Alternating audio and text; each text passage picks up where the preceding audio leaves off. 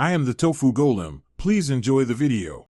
You start by confirming prerequisites: latest Groww app, a verified account, and two-factor authentication active. Once done, enable required permissions so the terminal can load market data and charts. Tap your profile, select Tools, then Terminal.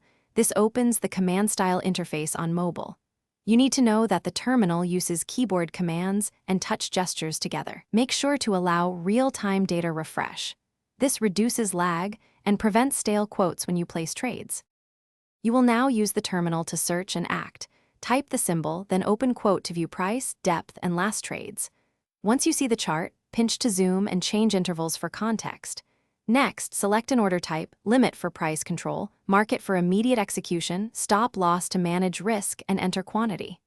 After entering price and quantity, confirm the order. The app shows estimated cost and margin. If you need more precision, adjust price ticks before sending. You finish by using advanced tools. Set templates or hotkeys for repeating trades, and use linked orders for OCO setups. Once your order executes, monitor positions in the Orders tab and modify or exit with a few taps. Make sure to reconcile fills with your ledger. This avoids surprises at settlement. If something goes wrong, failed order, blank charts, clear the app cache, re-login, verify permissions, and confirm mobile network or Wi-Fi. If persistent, contact support with the trade ID. Thanks for watching. Consider subscribing if we helped you today.